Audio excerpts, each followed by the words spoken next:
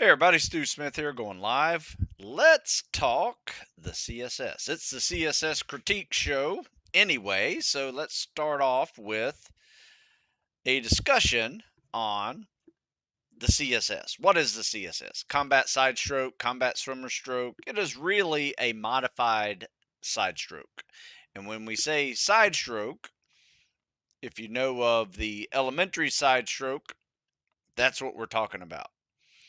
I would say its history evolved somewhere in the mid 90s when the side stroke was altered a little bit. Instead of the old bottom arm, top arm, and kick and hold the glide this way.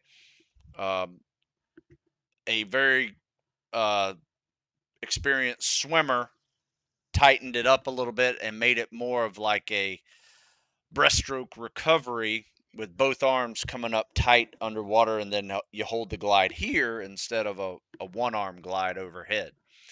And ever since then, the modified side stroke has been part of the Navy PST.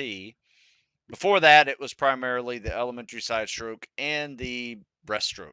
So most people who have done anything with swimming know the breaststroke, and so it is basically all three. The common denominator between all three is they are underwater recovery strokes, which is the number one rule of the Navy PST.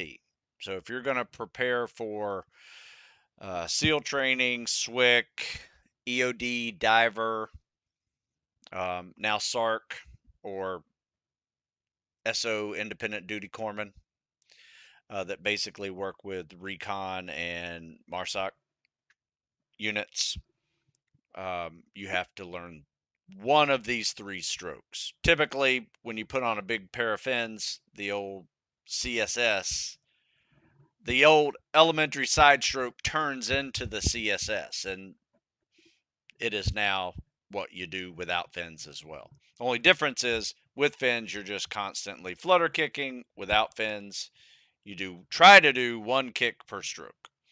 So I'm going to show some videos here of the elementary side stroke, the combat swimmer stroke primarily. But I had one question that popped up right as I was about to start recording, and this is a good one. It's on the CSS, so I may write an article on this one, show some videos in it.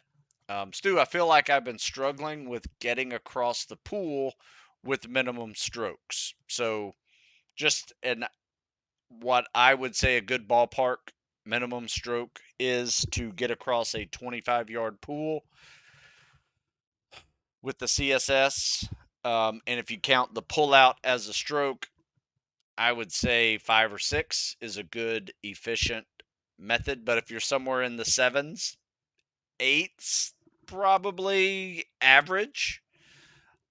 Anything above 9, 10, double digits, I don't recommend. You're doing way too much work, especially if there's somebody right next to you who's faster than you and doing half the strokes. So that that is something that is an efficiency problem. And so the rest of this question is, I think my kick is what's causing it. And when I watch other people, it seems like their kick doesn't really propel them. Is it supposed to, or is it more arms than legs?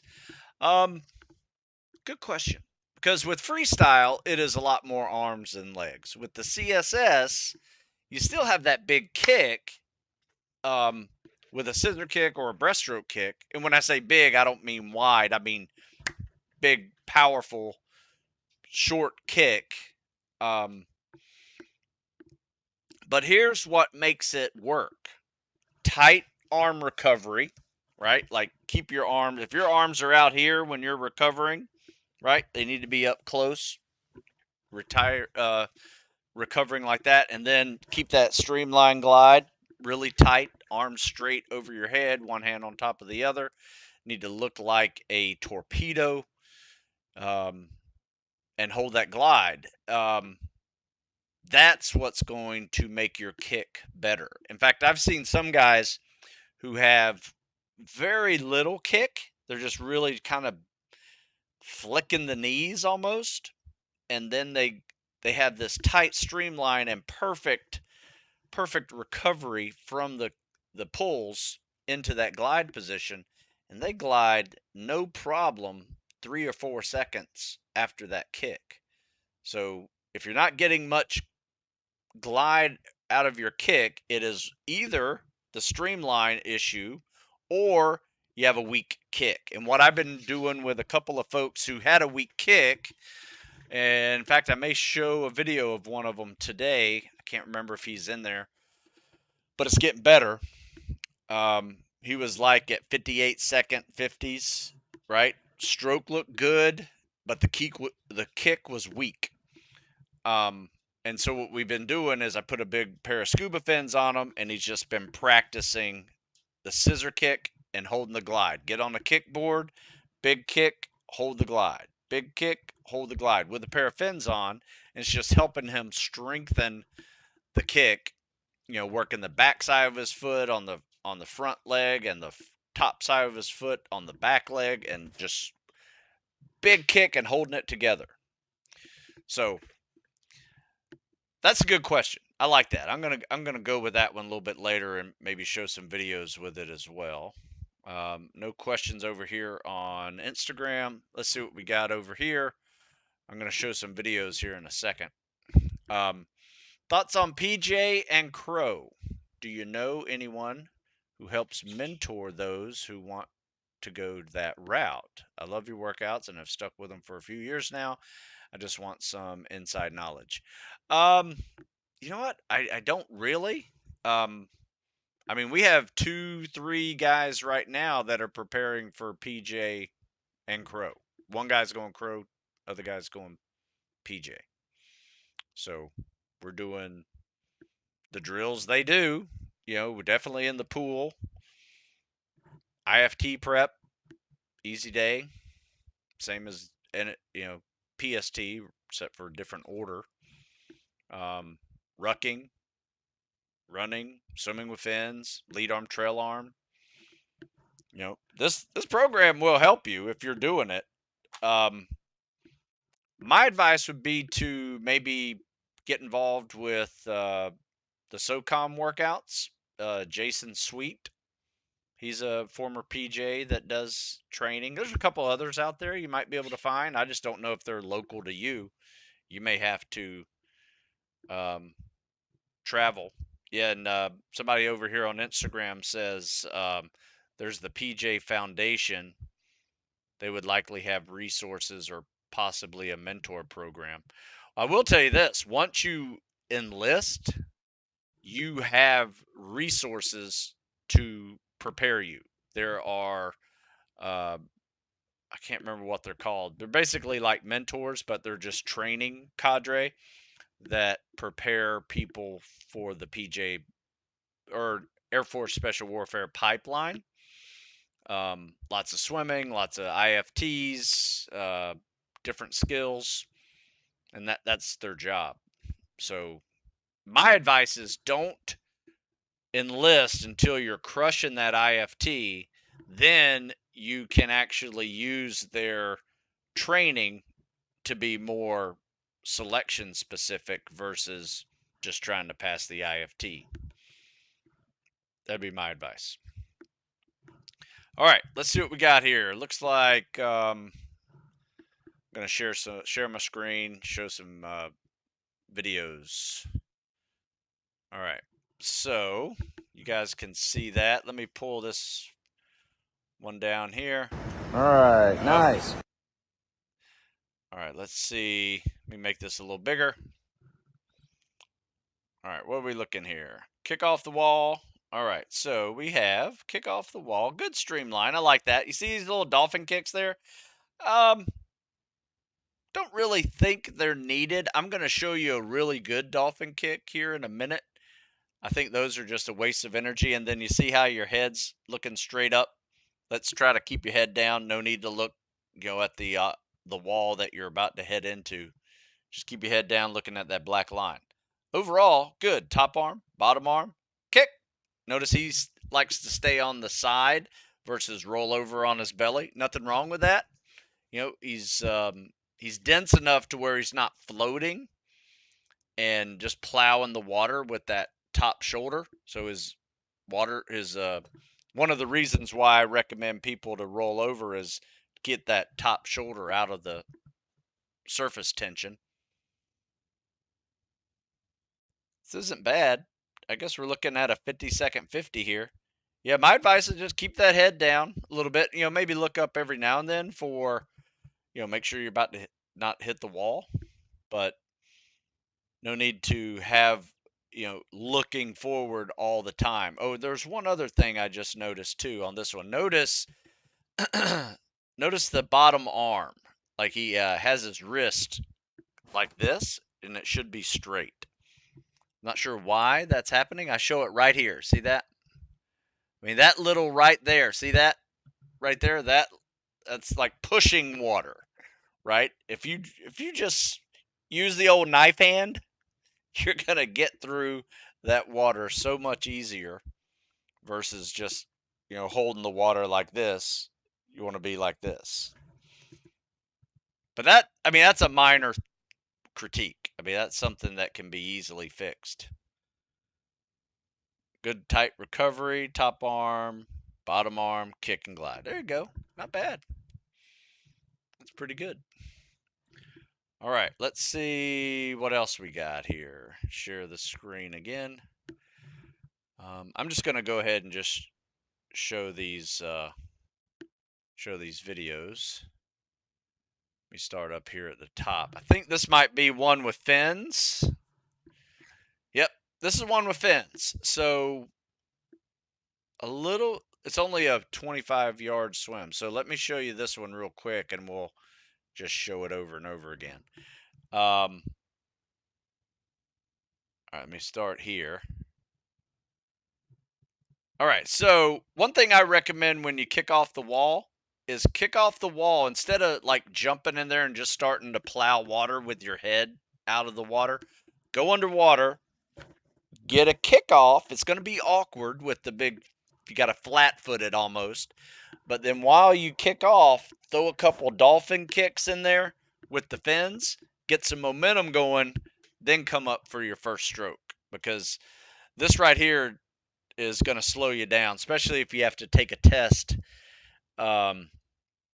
you know, in a pool, 1,000 meter, 2,000 meter, probably going to be somewhere in your training pipeline at some point, and you want to get as fast as you can off that wall. All right, so here's something I often call kind of like riding a bicycle. See how his knees are bending here? Top leg, bottom leg, top leg, bottom leg. Looks like he's riding a bike a little too much. I will say that this gets a little tiring and it gets a little slow. I mean, this is already like a yard per second, which isn't horrible if you can maintain it. But the problem is most swimming with fins is probably going to get you down in the, if you're doing 100, minute 30 easy, right? So you could do like a 7:30 500 to 8-minute 500 and just maintain that for 1,500 2,000. Because if you can do that, you say you do an 8-minute 500, which you're close to it. Not saying it's not. I'm just saying that the bicycling is slowing you down, right? See that? See how your front knee goes really far and it looks like you're just riding a bicycle? Try to use your hips a little more. And I have a bunch of videos of people actually using their hips when they swim this. So that'd be the only thing. It's not horrible, but look like Donald Trump. What the fuck? Yeah. Let's see. All right. Let's see what other questions I got here. PJ Foundation, already answered that one. All right, no questions, huh? So I'll just show another CSS video here real quick. since I got no questions. All right, so this was one we just did. Let's go into this one. All right, so I like this dolphin kick off the wall. So I mentioned this guy's dolphin kick earlier. Like if you're going to do a dolphin kick, make sure it looks like you're coming from the hips and whipping it down there all the way to your feet. Now, the one thing that does a little awkward here is notice this double arm pull. Like this double arm pull is just gets a little weird, right? Like here's good, and that was the weird part there. Did you see that? See how we kind of pulled it halfway and then brought it back up to push it? Nothing wrong with pushing, with your hands and forearms, but let's try to see going nonstop here. Good dolphin, awkward pull out. Everything else looks pretty good. Top arm, bottom arm, kick, hold the glide. You may be a candidate. My advice would be this: kick off the wall, do that dolphin kick because it was really good, and then instead of that awkward double arm pull, just go right into the stroke from there. Pull that top arm, turn and breathe. Yeah, that's still it had me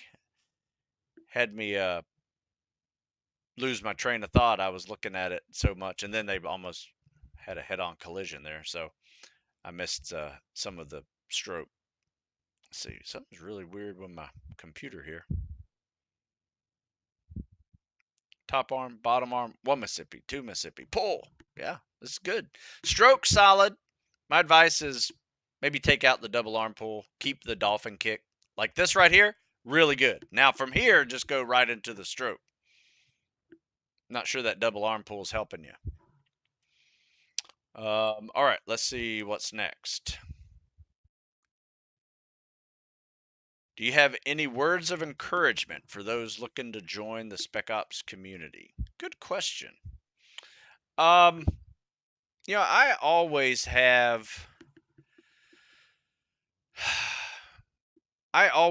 words of encouragement, but it usually comes with work, right? When I see someone putting in the effort and putting in the time to prepare themselves, that usually gets encouragement.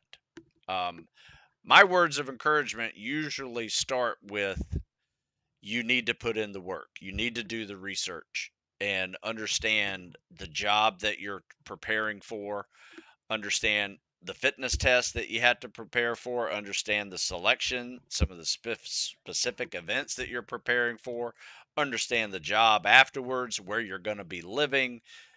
Is this something you really want to do?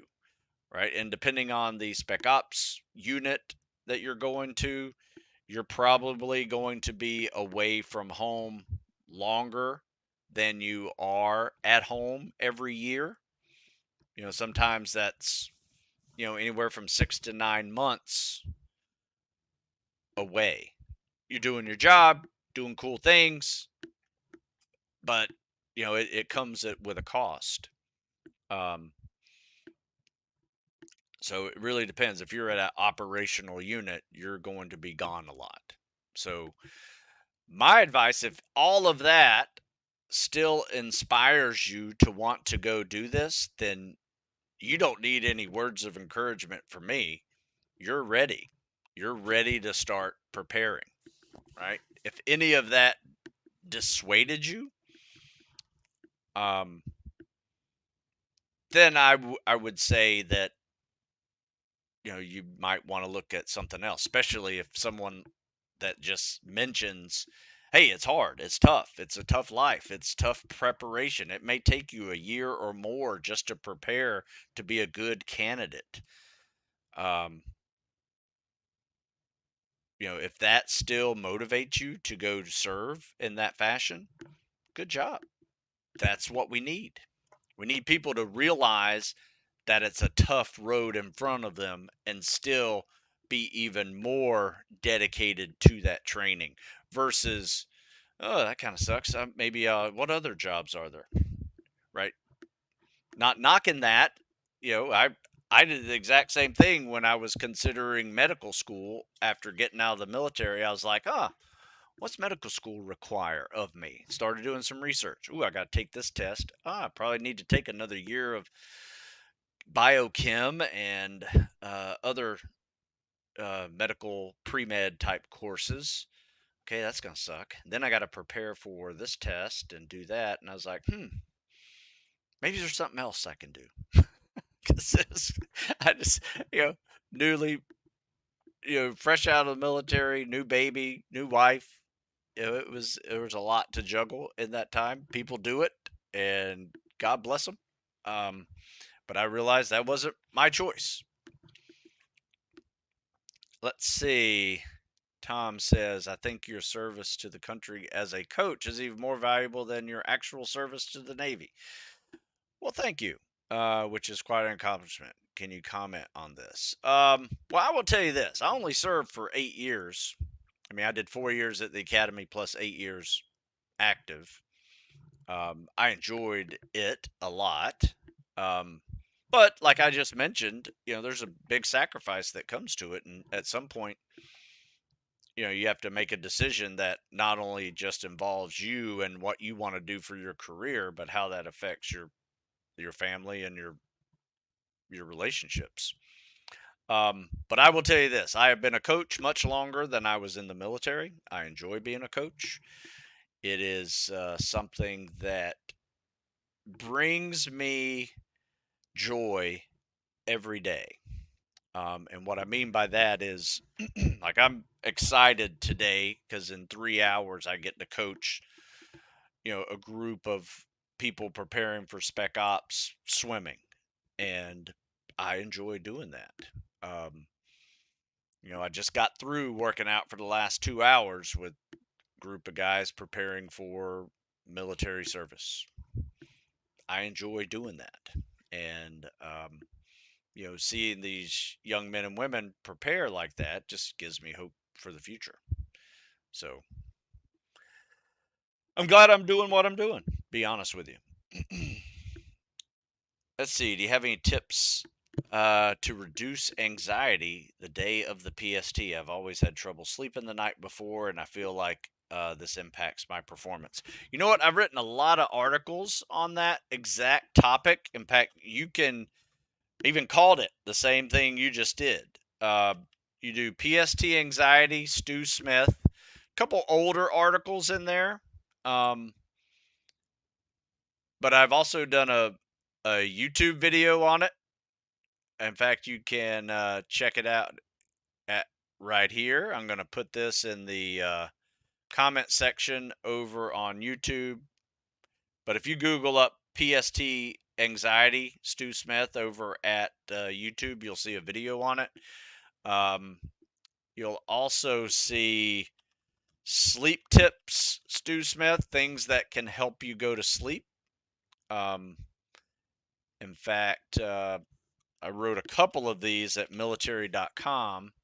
5 helpful strategies to fall asleep faster. How's that sound?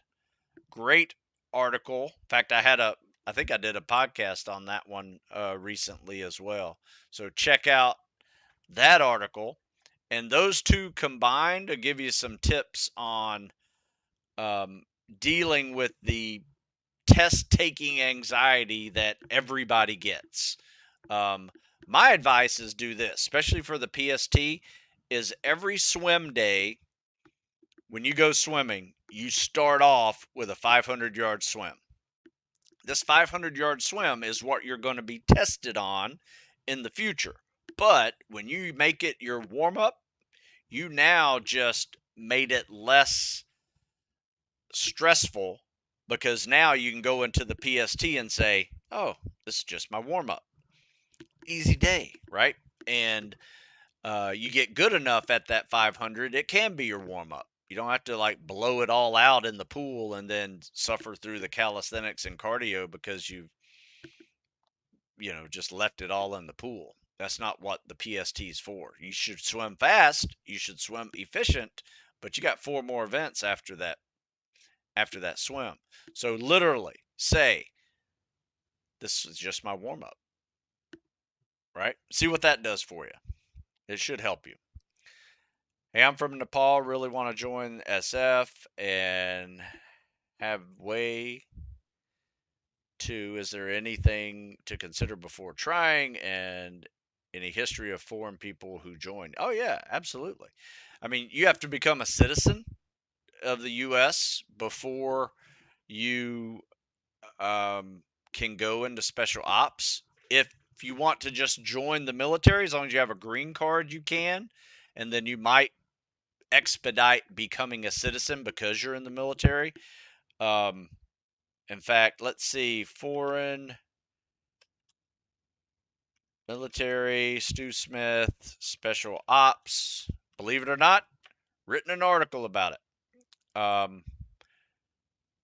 So up on military.com, there's an article calling joining the U.S. military or special ops from a foreign country.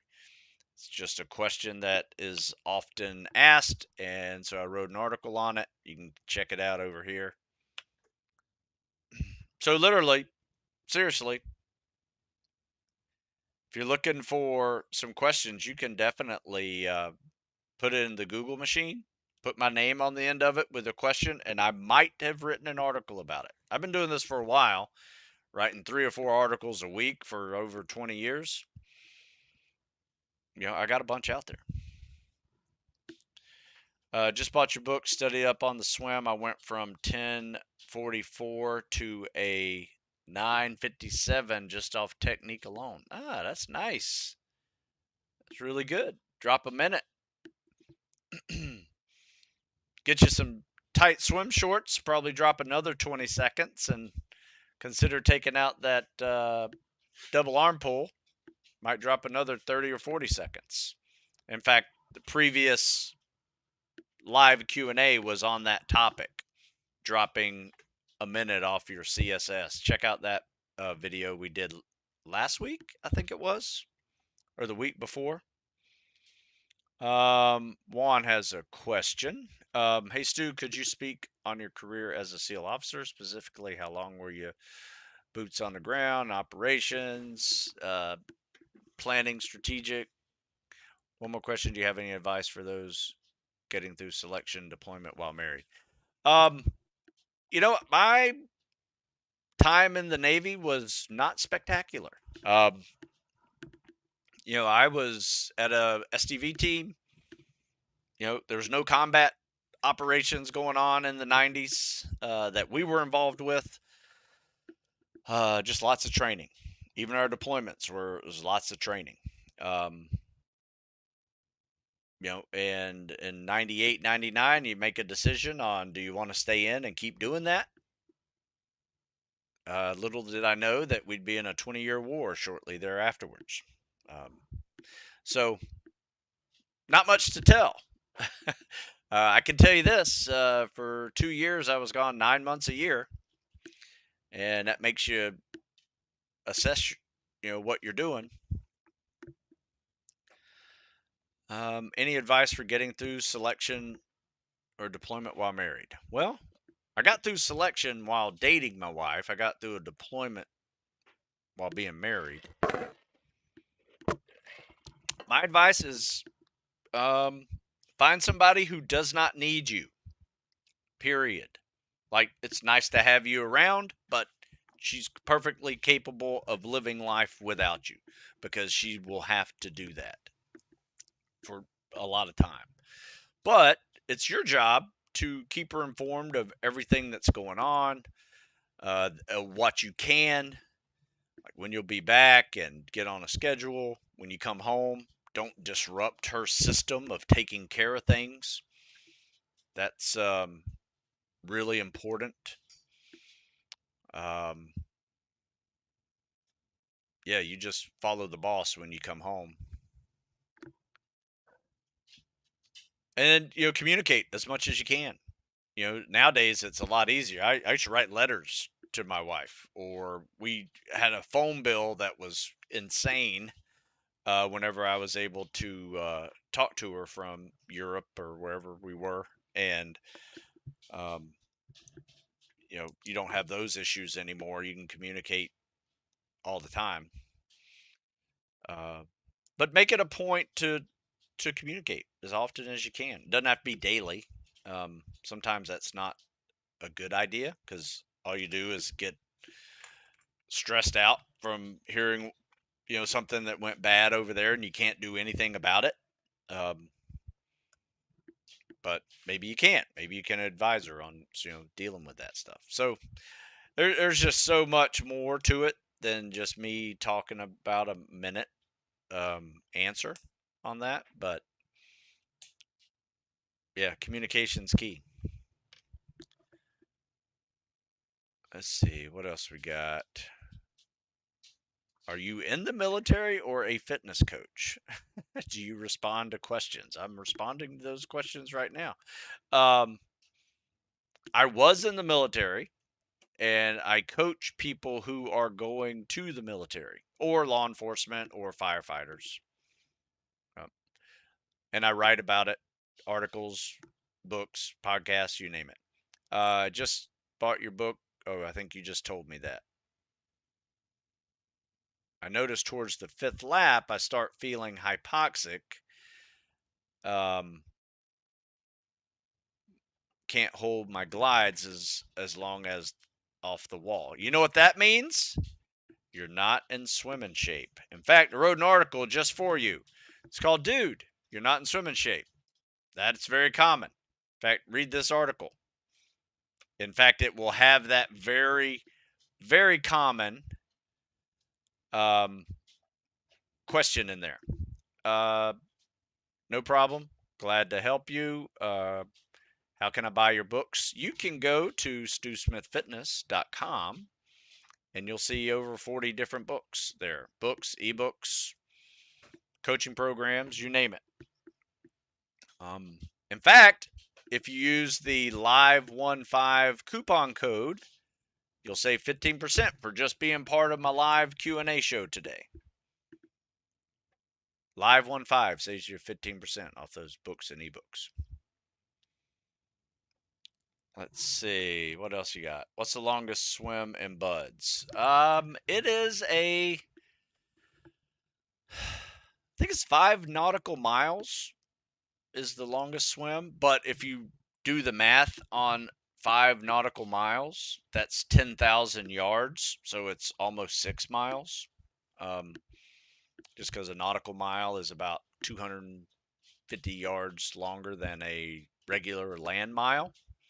So yeah, about 12 miles or about 10K yard swim. Takes 2.5, 3 hours, 3.5 if there's current. Do I have walk-in training centers or you teach only online? Well, I'm in Maryland. So if you're in Maryland, you can come train with us locally if you're preparing to serve. If you're not preparing to serve, I don't have any walk-in training for you. You can train online with me though. In fact, a lot of my online coaching that I do is for people that are just normal people trying to get in shape. I got lawyers preparing for the FBI or firefighters, airline pilots. Got a lot of airline pilots too, which those are always fun because they're working out in 3 different cities a week, and then I have to create programming that fits their schedule, which is primarily what I do online. Just help people fit it into their day. Let's see. Stu, when you run 25 to 30 miles a week, how do you split up the miles throughout the week? Yeah, if you go to my article about 20 miles running plan to get you to and through selection, you will see how we split it up. There's a day where it's a beach day. In fact, let's see. So Monday, it's a goal pace day. So we'll hit, our goal is between 6 and 7 minute miles, 130 to 145 400s, 3 to 330 800s. Do that multiple miles, progressive each week. So maybe 4 or 5 miles of that, right? Maybe a mile warm up, 3 or 4 miles of that, mile cool down, you got yourself five miles. Moderate distance, running speed intervals, hills, sand, stairs. So we do a hill day.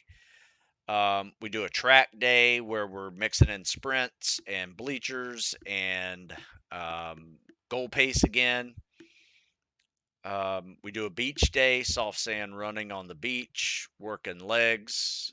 We'll do load bearing on the beach. We'll do rucks. Yeah, and any one of those days, depending on how you're feeling, you can turn into a zone 2 run if you need to decrease the intensity a little bit. So that's typically how we do it. And by the end of 5 runs in a week, we've accumulated 25, 30 miles. Sometimes 6 runs will get you, if you're running a little bit short on those. What helps with climbing fences during the O course? Well, something I have done often is actually climbed fences. So find a backyard, find a fence, climb it. We've done that many times. In fact, there's this little area we used to run across this parking lot. At the end of the parking lot, there was this chain link fence that we just jump over and just continue the run. For no real reason other than, it was, instead of going all the way around the fence and coming around, we just jumped it. Yeah, so a lot of this stuff doesn't require a whole lot of science behind it. Just common sense. You need to learn how to climb a fence, find a fence, buy one, put it in your backyard. Let's see, what else we got? Yeah, go to Home Depot, build yourself a little fence back there. Do you think there's overkill with miles, or is more the better? I don't think more is better at all. I think more of anything is not better, especially when it comes to fitness. Because I will tell you that. I will tell you one thing. I look back at my injuries over the last 43 years of working out, and it has always happened from lifting too heavy, so too much, running too much, too many miles, so too volume, running too fast, sprinting, pulling a hammy, pulling a groin, something like that. What else? Too fast, too much, too heavy. What else could be too much of? Oh, too many reps, too much volume, too much calisthenics, tendinitis. Yeah, those are typically the ways you get injured. So more, I don't think, is better. In fact, I have a guy right now who's shipping out in 3 weeks, and he was saying he wants to do 50 miles. I just said, yeah, stop. Stop doing it. Let's. In fact, he was going to go do a 100-miler. I was like, no, don't do that. You're going to do a 100-miler and you can't walk for a month, almost. So he had no business doing that anyway. So we're actually in the 30s, low 30s right now, and he's fine. Ships out end of October. So no, more is not better. But, one of the techniques for climbing fences is you need some upper body strength too to help pull yourself up, especially if you can't fit your feet into the little grooves, or if there's no place to put your feet. You definitely have to time a jump and a pull to get your torso over that bar. So something you can practice is pull-ups and dips. Practice getting yourself, getting your waist, to the edge of something like, have a truck with a, high tailgate, so, you could do a jump and try to get your torso to that top of the tailgate is a good way to kind of practice what you need to do to technique getting over the hill. Does that make sense? Or over the fence? Is buds possible? All my friends quit. It is possible, but I will tell you this. Most people who quit are just underprepared. Most people who quit are teenagers. Um, Statistically speaking, I am not lying. When I say there's over 100 teenagers at the beginning of first phase, and after Hell Week, there might be a handful, that is the truth. A majority of the attrition is teenagers. So I just tell people flat out, if you're a teenager, don't go to buds. But that is my opinion. And I will tell you this, I am proven wrong every class by the handful of teenagers that make it through. Do you think you're a unicorn? Because those kids are unicorns. I promise you. 18, 19-year-old kid getting through buds is a special human being, right? In fact, we've had a couple of them go to the Naval Academy. They go to buds as like a 17, 18-year-old kid, graduate buds, crush it, and then they go to a SEAL team, get their trident, do all that. Now they're like 22, 23 years old, and they get opportunity to go to Naval Academy, right? And then they go to Naval Academy as one of the older freshmen wearing a trident. And then they just crush the Naval Academy. There's like 3 of them that I know of offhand that, one's a lawyer now. I think they're all retired now, but they were so solid. One dude was double major, played in a band, and played a sport. He just crushed it. In fact, his interview at the SEAL interview that occurs there with all the senior SEAL officers and the community manager went like this. So, what SEAL team you want to go to? Because you're in it. You don't have to go back to buds, if you've gone through as an enlisted guy. But to go there and just crush it like that was impressive to see. But I'm not surprised because they crush buds at a very young age. They're just that type of people. So that was a long answer to your question, but not saying it's impossible, but I'm just saying if you're a teenager, probably is.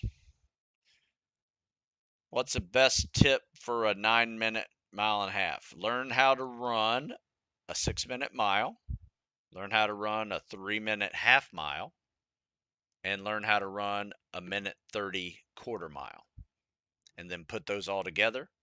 Next thing you know, you got yourself a 9-minute mile pace. So learn your pace. You may also need to build some aerobic base if you're not used to running. But if you're not used to running, extra running may hurt you. So you may need to do extra swimming, do extra biking. There's a whole bunch of different ways to get a 6-minute mile or a 9-minute mile and a half. But eventually you're going to need to learn how to run a 6-minute mile and know what that feels like.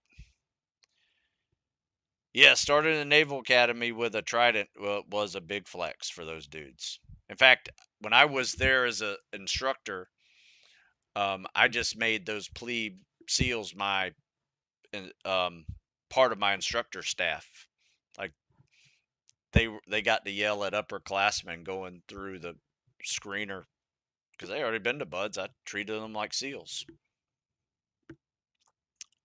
Let's see, Swedish recon soldier here. Oh, nice. Using your recon program at the moment. My running and rucking has really improved. Awesome. Got my 4 mile in 26. That's great. Currently aiming sub 40 10K. Damn. Yeah, that's impressive.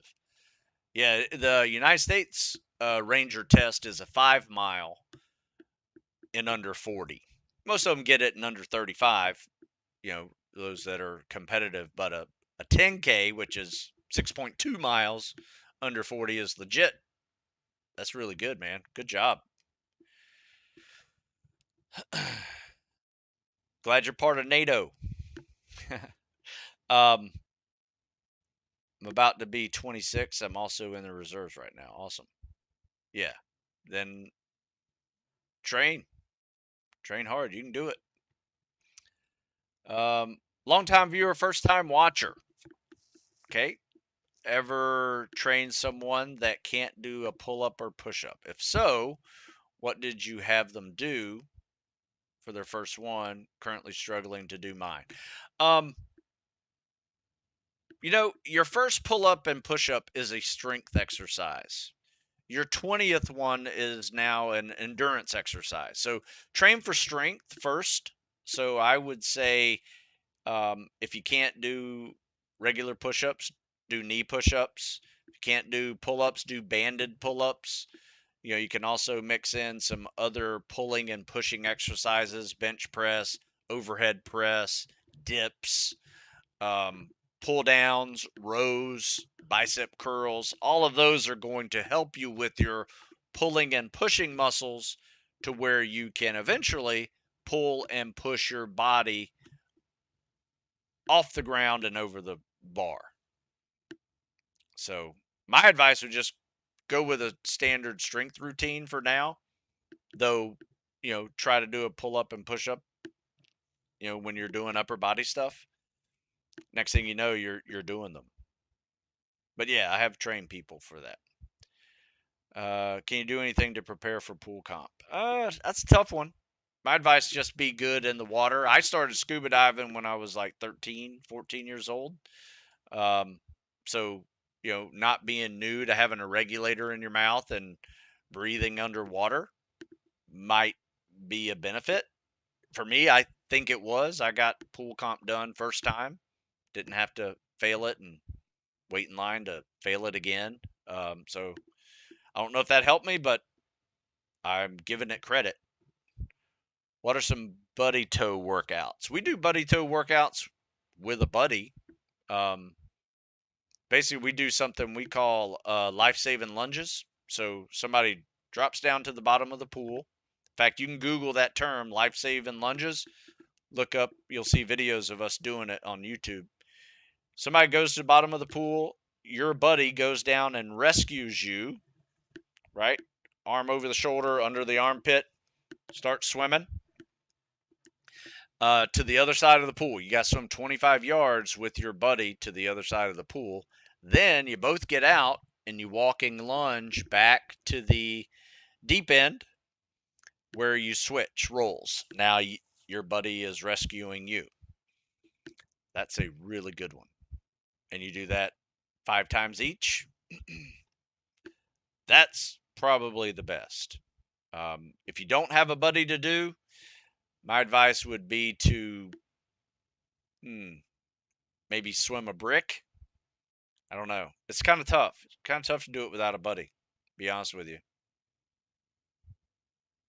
It's kind of like trying to run without running.